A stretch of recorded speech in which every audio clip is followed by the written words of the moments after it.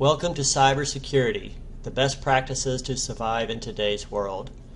This is being presented by Tim Riddle, President of Custom Information Services in Arlington, Texas. What is cybersecurity and why use it? The top bullet point is a formal definition. Cybersecurity is the body of technologies, processes, and practices designed to protect networks, computers, programs, and data from attack, damaged, or unauthorized access. A long, wordy sentence, and what does it mean? I like to restate it as a collection of tools used to protect a group of things from a variety of threats to manage multiple risks. And I think this definition is very important because it highlights the level of complexity involved in having adequate cybersecurity. And for most businesses, the need for cybersecurity is driven by basic risk management. Since most businesses are embracing cybersecurity to manage business risk, we like to classify the types of risk into two broad categories as an aid in decision-making processes. The first type of risk is the risk that a security protocol will fail. And basically, the more complete a cybersecurity protocol, where a protocol is an application, a process, a policy, a procedure, whatever it may be, the more completely you've thought through the need for your cybersecurity and the type of risk that you're managing, the better you're going to be at having a good cost-benefit ratio. The second type of risk is the risk incurred to the business in the event that a failure of a security protocol occurs. The risk of damage is inversely proportional to the completeness of your recovery capabilities. So managing the fact that you don't want a failure to happen is different than managing the risk that mitigating the damage when a failure does occur. And so the direct damage to your data or systems from ransomware, denial of service attacks, etc. can be cured through a good backup disaster recovery protocol, but theft of data, depending on how it's used, may never fully be cured. And because of these things, we like to use the old saying, an ounce of prevention is worth a pound of cure. As you're creating your cybersecurity plan, there are a lot of different tools you need to consider. And to assist in the decision of which tools to choose, we like to identify the types of threats that we're trying to guard against. We put these types of threats into two broad categories: external coming in and internal going out. And within the external coming in, we got to break it down to two more levels, whether it was invited or uninvited. Whether you intended to or not, if you open the wrong email and it downloads some malware or a virus or whatever the threat may be, you've actually invited that activity to occur because you had the choice to open the email. Then the second subcategory here, the uninvited, that's where someone is coming in from the outside and trying to hack your defense perimeter. So they're searching your firewall for an open port or finding your user passwords and coming in through a standard VPN, that type of thing.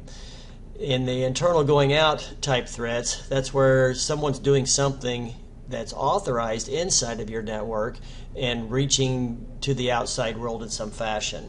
And so that example of that is users browsing the internet, going to a website that has bad content that it may infect your internal systems.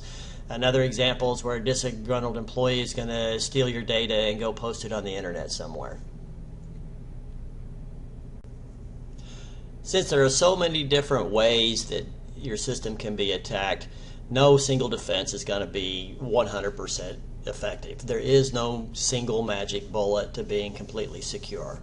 The best approach we've found is you have multiple layers of security so that if something fails in one place, it'll be caught in another.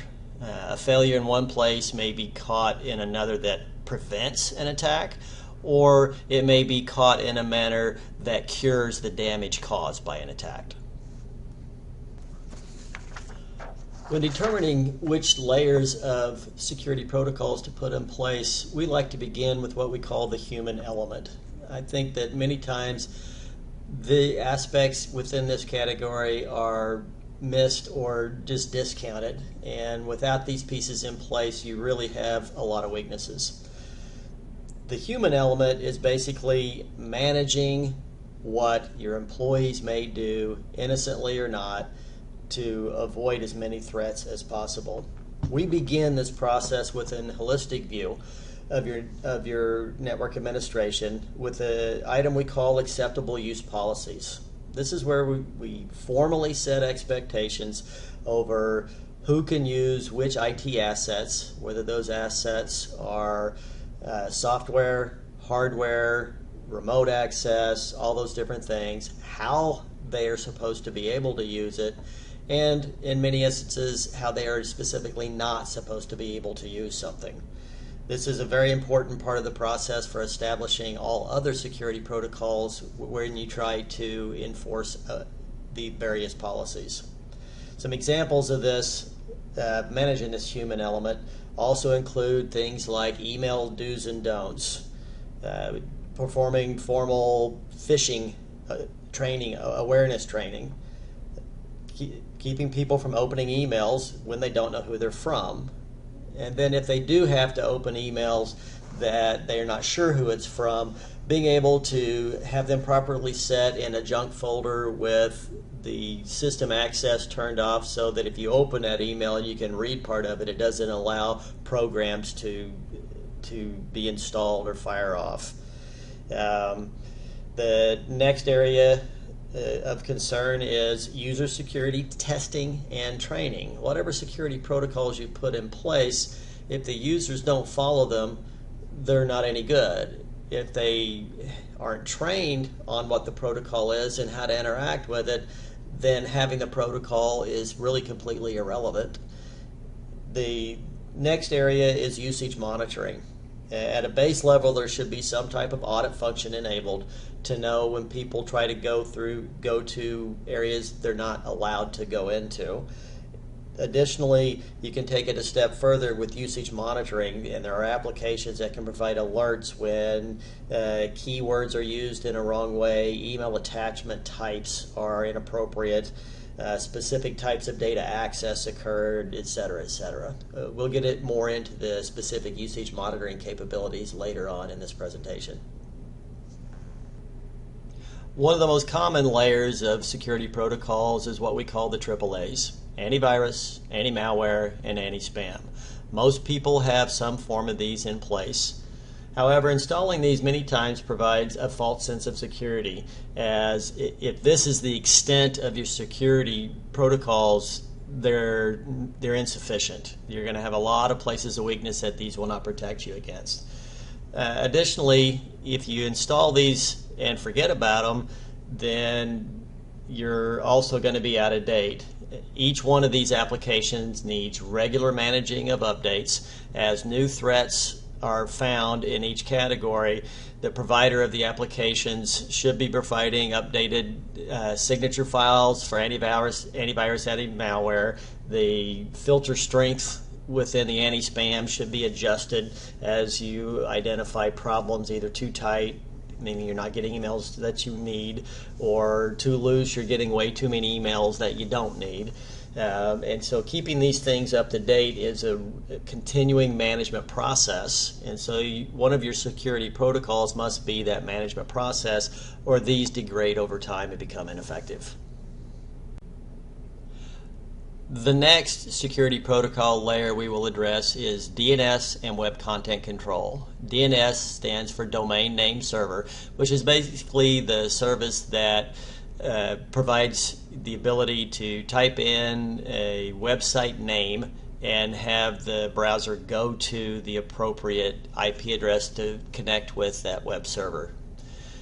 When you want to enable Web Content Control, you need a DNS management application of some sort. This is used, as you can see from the bullet points, to restrict access to all or part of the internet, and then we like to automatically prohibit known bad sites. This is a limit that should be addressed inside of your acceptable use policies. Each user or groups of users, you should be identifying where they can go, what they can do out on the internet, or intranet, depending on the size and type of your network environment, and use the appropriate tool to enforce that policy.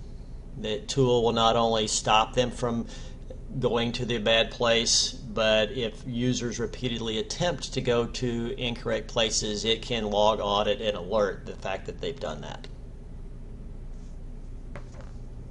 The next layer of security protocol that we will address is network perimeter security.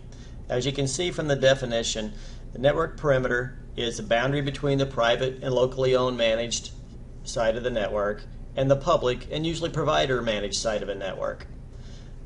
The first line of defense is generally a firewall. The firewall's purpose is primarily to detect someone trying to intrude when they shouldn't and prevent them. The best approach is a physical device.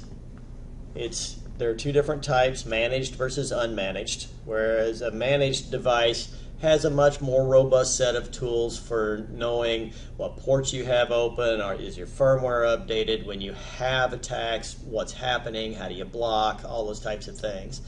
An unmanaged device provides the same basic function, but the tool set does not exist to do things easily. And what we've found over the years, the easier something is to manage, the more likely it's going to be used for success. So we strongly recommend a managed firewall. The third type that's available out there is a software firewall, the most commonly known as the Windows firewall.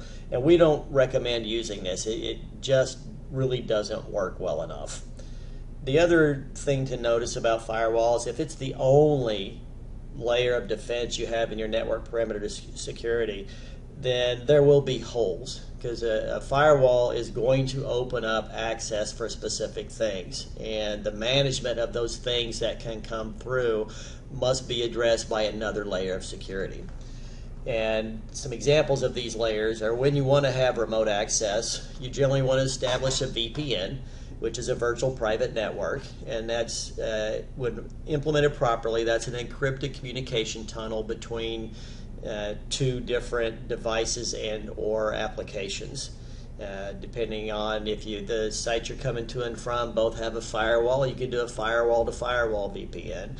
If one site does and someone working from home doesn't, then there is VPN software that can emulate that access control that you would get from a firewall to firewall. It's not quite as good, but it's still very good. Another tool in remote access is going to be a remote access server. So rather than allowing a local PC at somebody's home to actually use assets inside the network, you're going to log into a server that hosts a desktop and or application that allows the screen images, mouse clicks, text output to transfer between the systems, but the actual processing to stay inside the firewall. It's another excellent level of security. Other types of security for the network perimeter have to deal with application security. So if your application is designed to work across the public internet, then inside of that application should be the appropriate authentication tools, encryption, whatever that thing may be that allows the user to work with the application but keep the underlying data and programs and other assets secure behind a firewall. Another network perimeter security issue is your wireless access points. You've got to configure them properly. If you can't limit who's going to get into it, then limit what they can get into. Examples of this is a guest Wi-Fi that you have for people visiting that need the outside internet, but they cannot get to your inside of your network. This configuration process and keeping these devices up to date is extremely critical for having a strong security protocol. The next layer of security protocol we will address is physical network security, which the title is pretty self-explanatory. The types of questions that you need to be able to answer when you establish your security protocols are listed below. This is not an exhaustive list, but it's a pretty good start. The first thing is, can anyone plug any device into the network to get access? corresponding to that, can any device connect to a wireless access point and get access, and what type of access? So there are different tools you can put in place with both of these that can be both at the device level and at the user level. At the device level, you can do a MAC address limitation, and a MAC address is basically a unique ID on any network access card, so that when you're plugging in the cable, it establishes this ID as a way to know what layers of data protocols come to that device. The wireless access point, also, when you connect to that, you can limit which devices go there, but you also want to control which users go there. And so one of the questions that you ask is, are guests allowed to connect to the same network as your data resides? The answer should be no, but sometimes people don't think about that when they open up a Wi-Fi. And so a guest Wi-Fi, that access point, should be configured in a way that does not give any access to internal assets, only going out straight to the internet, so they can go out and browse the internet, get their emails, or whatever it is they need to do.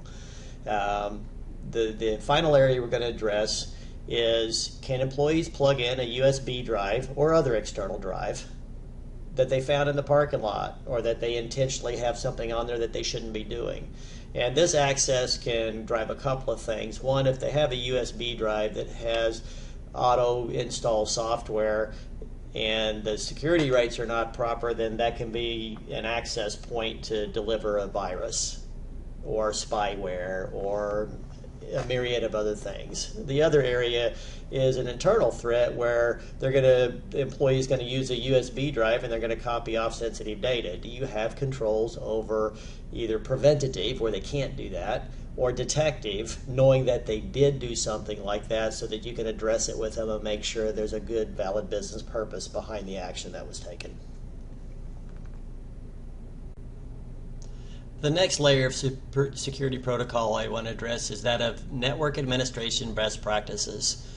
This is an extremely critical area, and it's also one of the more complex, as it has so much interaction in the day-to-day management of your internal network. The number and types of best practices are significant.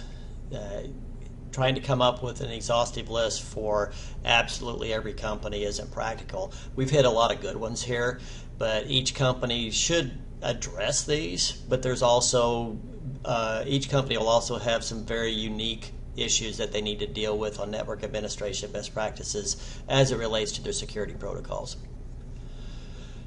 Starting at the top of the list, you need to routinely update security software and firmware. That's your network, server, desktop operating systems. They need their security patches.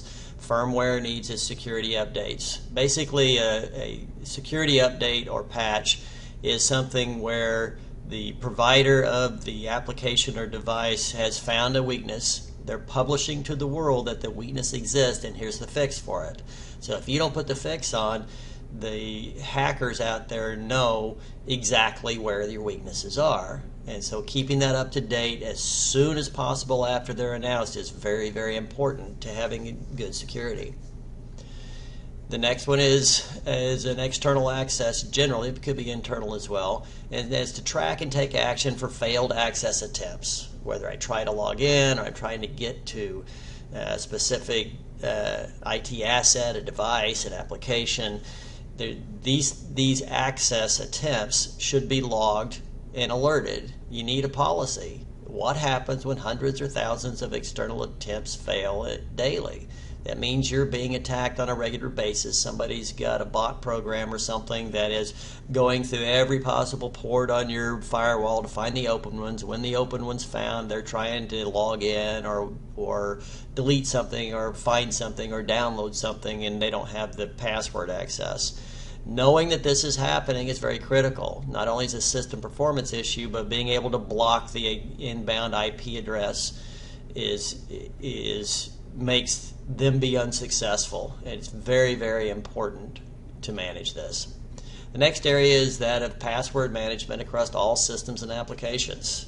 This is where you're granting access to somebody. If you don't control the passwords and someone that's not authorized gets the username and password, then you've got a huge hole in security.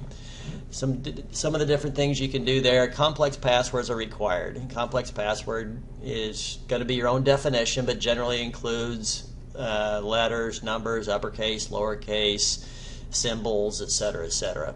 Also, you want to force password changes. The longer a password's been in use, the higher the level of possibility that someone can figure it out and use it. And when your password isn't managed properly by an individual user, then you want to notify and lock out if they're failing attempts. For high-risk applications, you generally want to go another level. So that you see this with banks a lot, where there's actual cash movement involved. And that's a two-factor authentication. And that's where you have to have a username and a password, or perhaps one other code, whatever it may be. And when you properly give that piece, it's then going to send some type of code or login link or something to a known device that's been established in advance. So it may be a text to your phone, it could be an email to your business email address, it could be an email to a different email account than the one you're using to log in. But it's a two-factor process, and it means that you have to have access to both of these things to gain access to the underlying application. Just dramatically reduces the chance of being hacked due to password management. The next area we're going to discuss is that of rights management. System administration and end user rights must be separated. It's an aggravation sometimes if the user can't just install something that they are allowed to use, but this stops the unintentional installation of some malware, virus, keystroke logger, those types of things. Very, very important part of your process. And the next area is very high level, but you limit access for any and all users to what they really need. This comes back to your acceptable use policies. If you give wide varying access just because it's easy, then people can get to something they shouldn't. And a user with integrity wouldn't do that. One without integrity would. But if they get hacked, the person hacking them is definitely not going to have integrity, and it's going to give them more access to things than what that user should have had to start with. So a solid rights management process over all IT assets is very, very important. The next area we've touched on a little bit, but is that of remote device management. Network administration should enforce the use of VPN, software or firewall to firewall. You need to have it for remote access, and those connections should be encrypted. It's not that hard to do. It doesn't take that much extra work, but it certainly provides a much higher level of security. The next area is very difficult. Bring your own devices is very popular, but you need to have rules. Just because you don't own it doesn't mean you shouldn't secure it. You can still limit what devices come in, whether you own them or not. You also, the lower the level of control over the device, the higher the limit is on what that device can get to. And ensuring security of all connected devices is very, very critical. Inside the network, you should still allow connection from only known devices in the main network. Period. There really should be no exception to this. You need the protocols in place to deal with new devices coming in and how to keep that user productive, but you have to control that, or you really, all your network perimeter defenses are worthless. The next one is to isolate public network access to the DMZ, and that's where you have applications that you're exposing to the internet at large, and they still are needing data or other IT assets inside of your firewall. There's a section in the firewall that's kind of the middle between the blocked outside use and inside use. And so extremely limited access should be given to unknown devices and users. You got to really control that access. Many times the application security inside of the application design itself on what data can be gotten to and what method for getting that data is very, very important here. It's also complex in that it's usually unique to each situation.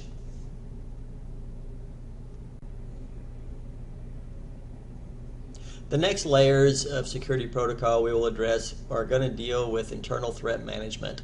Before we get into the specific layers, I wanted to cover the types of threats and the needs for the protection. So the general types of threats that we're looking at, as you can see in the list, are disgruntled employees, exiting employees, honest but misguided employees. Basically, how do you know what they're really doing? The needs for the protection is to secure intellectual property, your trade secrets, protect your customer list, your processes and procedures, anything that is your strategic advantage in the marketplace you want to maintain control over. Continuing on with internal threat management, we're now going to deal with some specific layers that you should consider. And basically, this is how are you going to protect from the internal threat.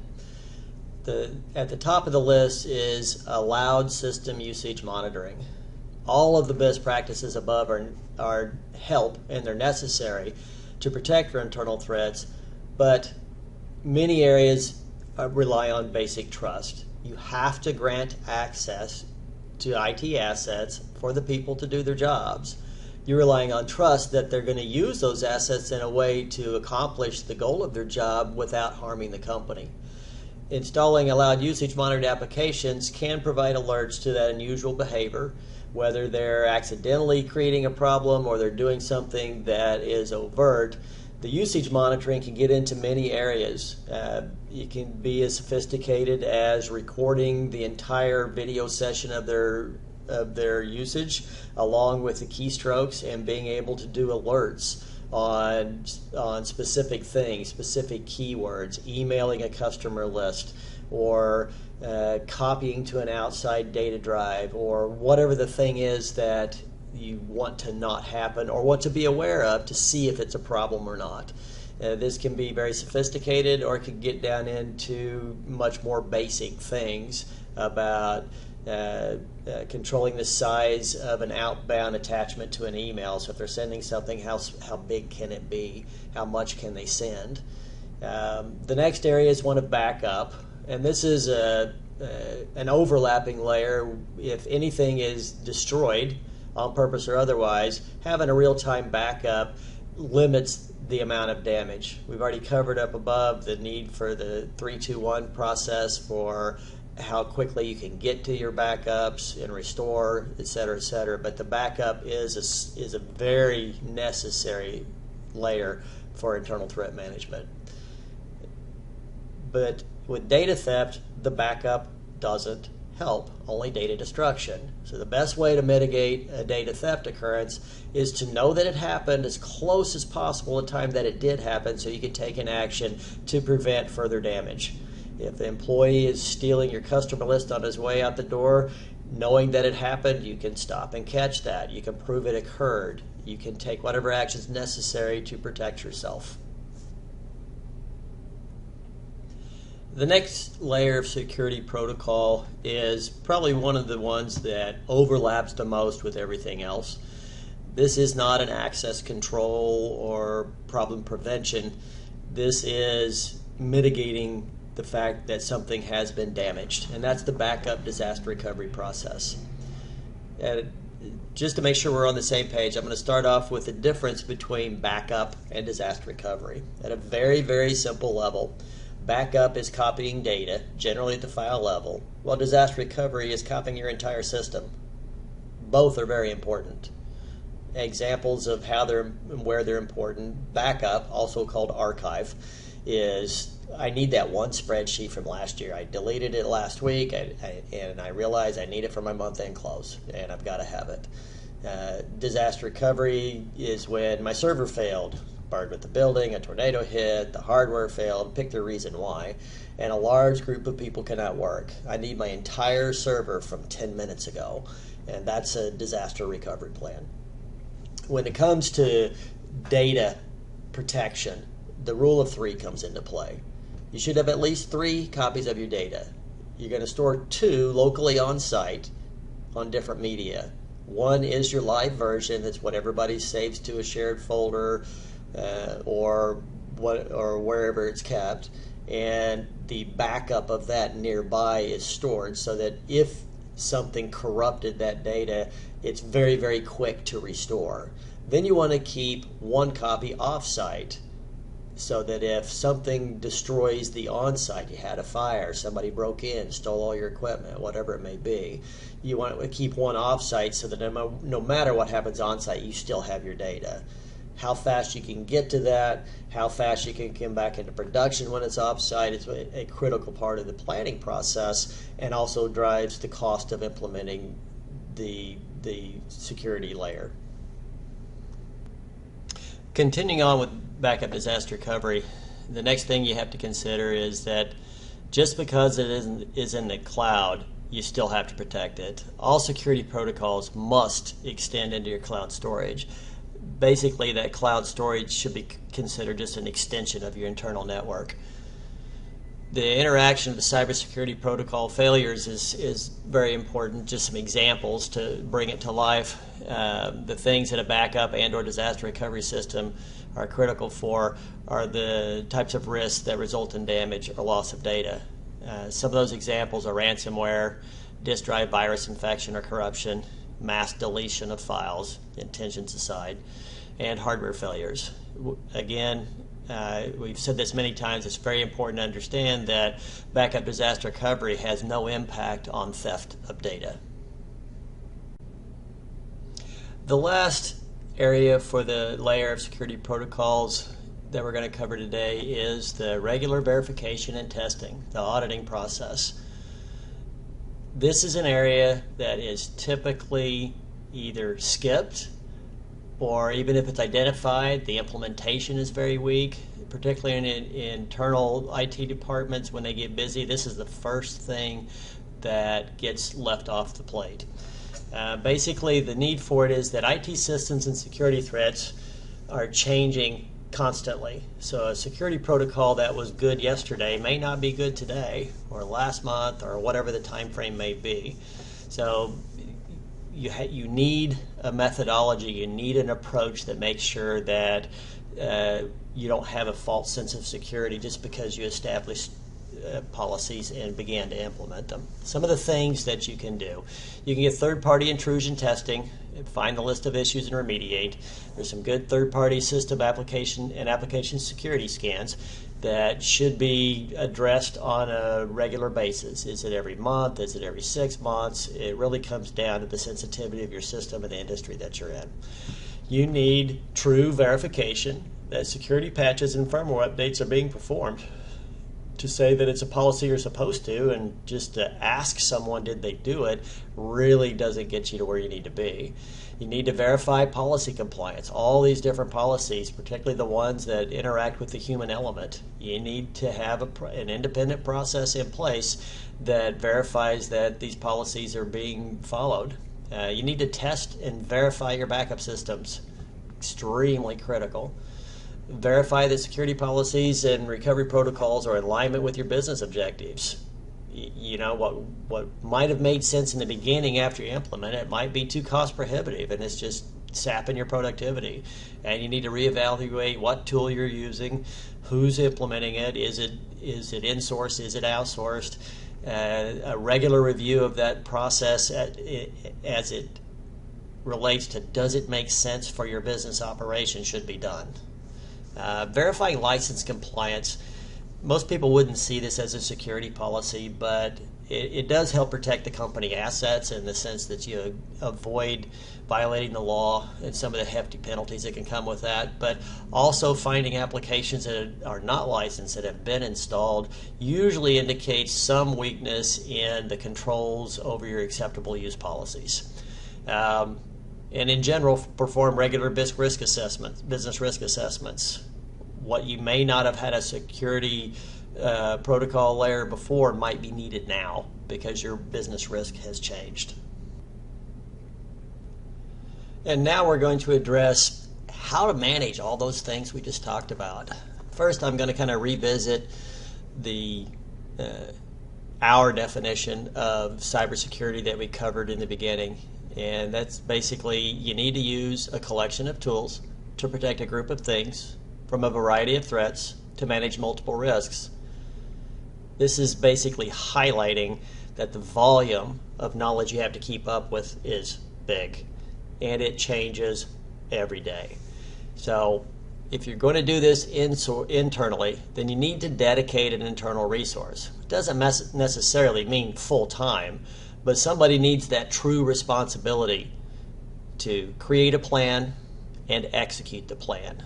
And generally those plans include daily, weekly, monthly, quarterly, and annual activities to make sure that you really have good cybersecurity best practices in place and being followed. That is a significant time commitment. It may not be a significant time commitment every day, but there are going to be times where it will take a lot of hours to keep up with to do it properly.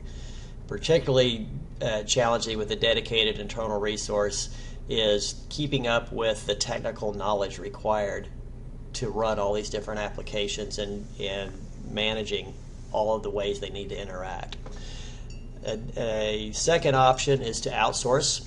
There are available managed security plans that can interact with an internal IT department, whether that internal IT department is really staffed with people that have IT as a career, or it's just someone who's responsible to deal with vendors as it relates to managing your network.